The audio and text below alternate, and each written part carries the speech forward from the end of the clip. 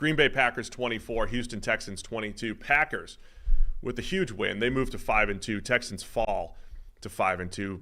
Packers win with a game-winning field goal with no time left for the 2-point win. I went in detail, play by play. I've got a lot of play by play. I mean, we're going to break this down play by play. I'm going to go through every play. I went through the Packers defense very closely, at least the pass game, because CJ Stroud finished 10 of 21 for 86 yards. Yeah. Sacked 4 times. Finished with an Anthony Richardson stat line. I mean, maybe worse. It was the second worst EPA per play for the Texans passing offense of CJ Stroud's career, of the Stroud-Slowick era. Second to last year against the Jets in the rain, which, by the way, I forgot, that was the last time a Jets quarterback threw for 300 yards, by the way. Zach Wilson last year in that game. So I want to talk about that. Let me get your instant reaction or initial reaction to this game, but I really want to rave about the Packers defense for a little bit after that. Yeah, I mean, that's a big part of it. Like, this was supposed to be, the battle of these two young quarterbacks, what these offenses could do, these sort of both Shanahan-ish derivative offenses. And actually, Green Bay's defense was the story. Like, they had CJ Stroud and that Texans offense in an absolute bind all the way through the game, and it really was the difference. So I went through I'm just watching all of CJ Stroud's dropbacks, and this is how I generally find stats, Sam. Like, I make some observations from film, and then go and be like, wait, it feels like I'm seeing this. Can I confirm this with the numbers? Right.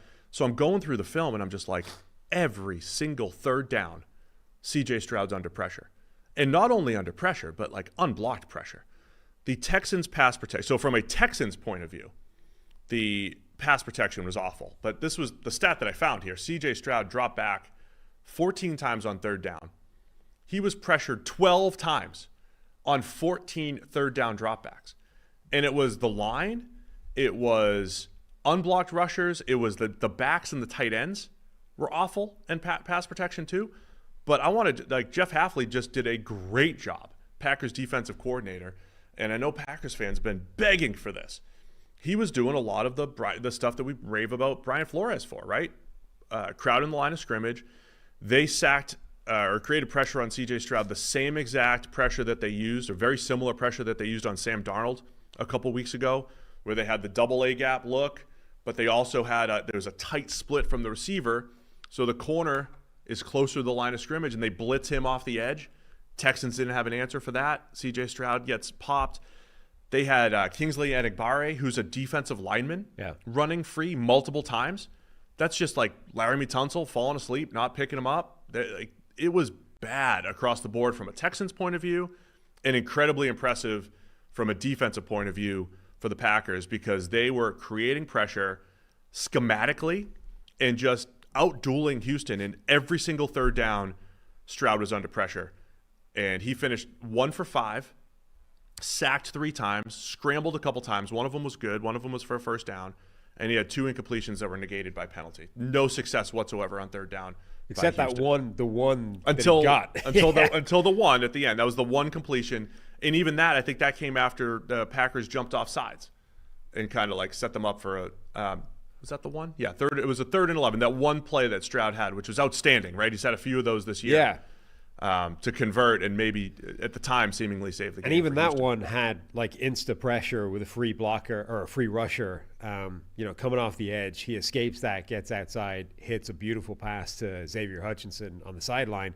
Like, this is again like terrible sort of overall production, performance, etc. It's not a game where you come away remotely that impressed by CJ Stroud because everything was bad for the Texans offense. But this is why, you're not just like, he's just not the guy, right? Because he'd been getting beat up. They'd been in a blender the entire game. And then 3rd and 10, really key point where the game is still on the line. That's when he finds a really money play and sets them up for a go-ahead field goal.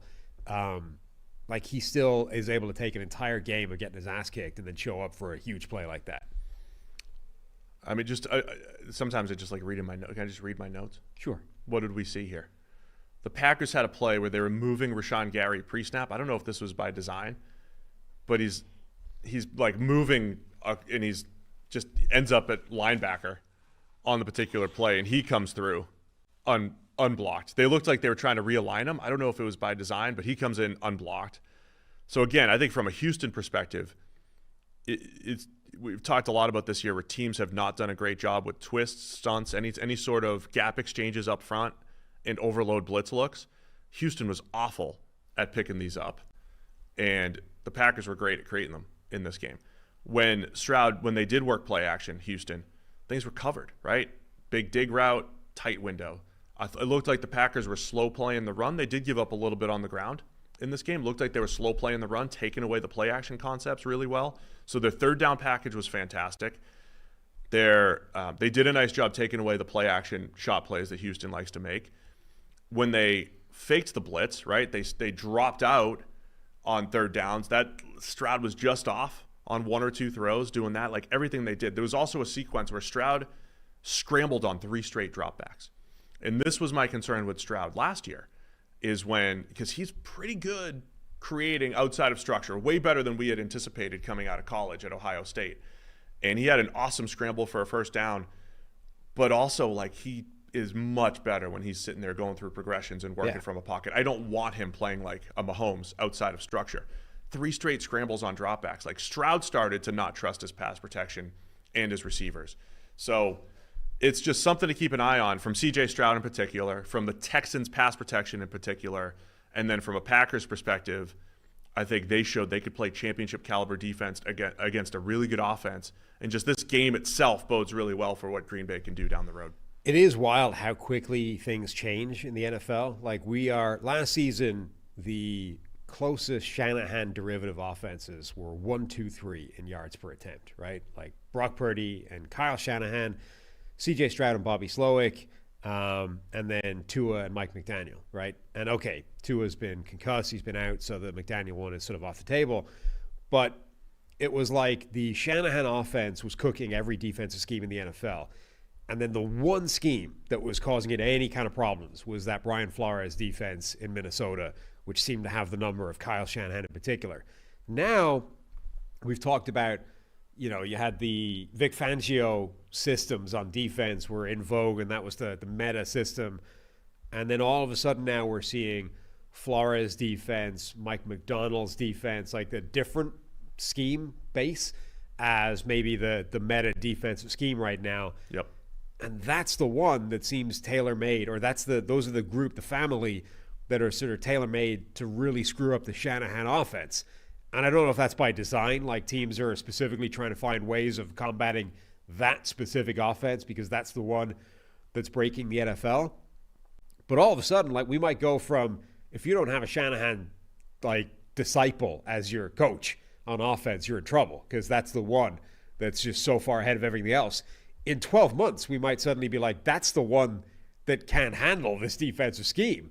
And every time they run up against one of those defenses, they don't have the same success. It's interesting, too, because I think offensive coaches are more tied to their system. Right. And defensive coaches can adjust because this wasn't necessarily Hafley's game coming in. You know what I mean? Like defensive coaches, they're not, hey, this guy's a Tampa 2 coach, this guy's a Seattle cover 3 coach. That's less prevalent on the defensive side of the ball. It still exists, but you can morph on defense a lot easier. Like Raheem Morris has run every type of scheme throughout his career. Offensively, though, it's harder to adjust and come out of the tree, so to speak. And it's also where I think having the guy, the original sort of architect of that scheme is an advantage. Like Kyle has already shown repeatedly he's able to evolve and change that offense and add elements and, adjust it.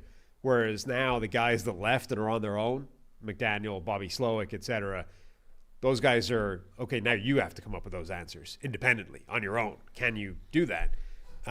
That's the task facing all those guys right now. On the other side of the ball, I just wanted to highlight the fun stats here. Jordan Love, as of right now, because Baker Mayfield hasn't played football, but Jordan Love currently tied for the league lead with 15 passing touchdowns and also leads the league with 8 interceptions.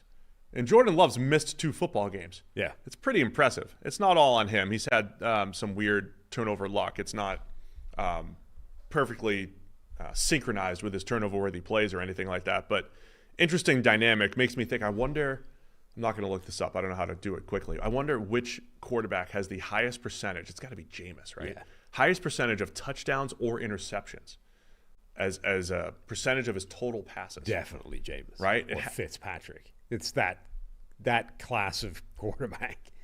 Because it's like the big time throw. It doesn't even show in his big time throw turnover worthy play ratio. It's not that level where it literally is like he's just making a whole bunch of special throws and boneheaded decisions. It's just kind of like. But he is playing. I mean, he's just hyper aggressive right now. I mean, you saw it in this game. He had a really bad forced throw interception on the first drive. I think could easily have been pick sixth. Really quick, want to highlight that. Like the Texans had 2 drives start at the Green Bay 11. Yeah. Just to highlight the field position and why it was even this close. This is a game that came down to single-digit points.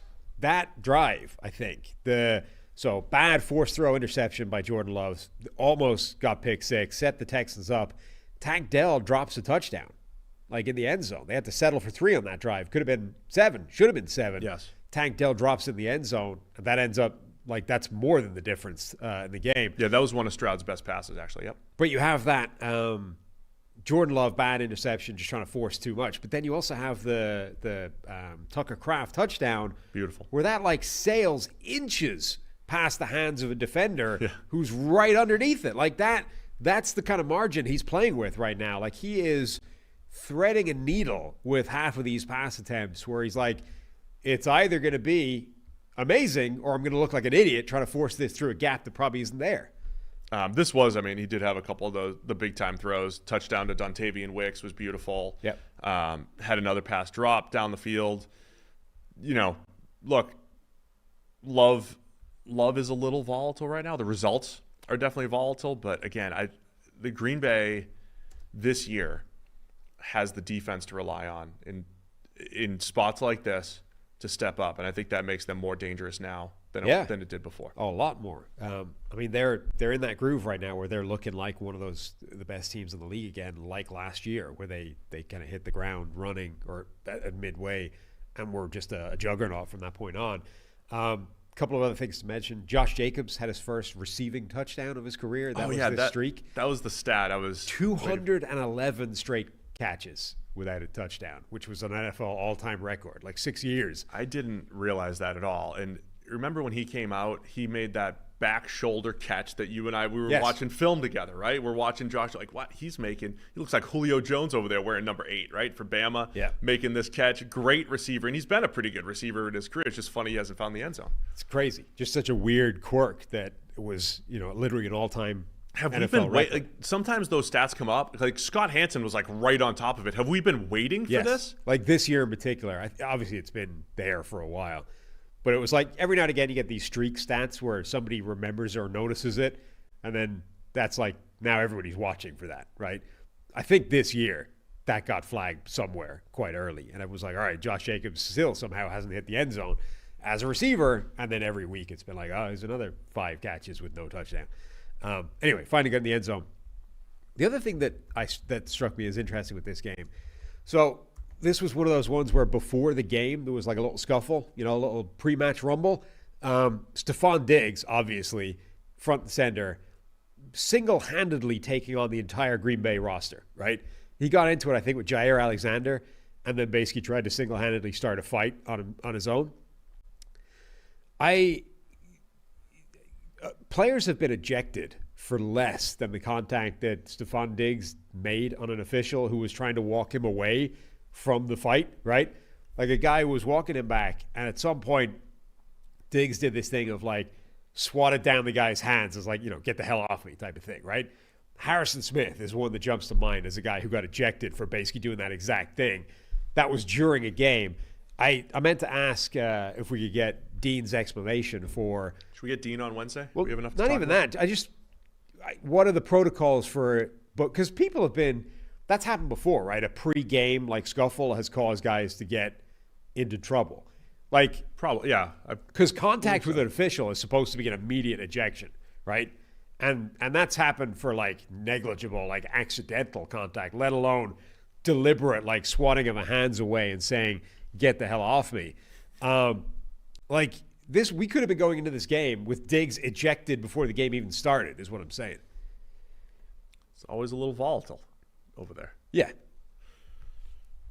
That's good. Him and JR are a fun matchup.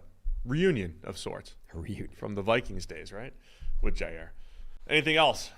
I'm just so impressed by Green Bay, their defense. Yeah.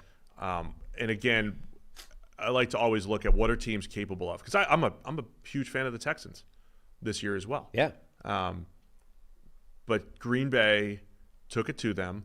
Could be a Super Bowl preview, this matchup down the road. But I thought Green Bay was just so impressive, especially on the defensive side of the ball. And I can't get over the fact that on 14 third down dropbacks, Green Bay created pressure 12 times and, shut down the Texans. I mean, when you consider their losses this season, Green Bay, right? They lose in Brazil in a close game where their quarterback gets hurt. On an ice skating rink. Right. And they lose to the Minnesota Vikings in a game where, okay, they got blown out early, but they then came back and made it a close game, and the Vikings were undefeated until yesterday, right? So their 2 losses are against 2 other teams that are expected to be contenders, one of which they lost their quarterback in. They won 2 games with Malik Willis as their quarterback, and, I mean, they look really good. They're good on both sides of the ball.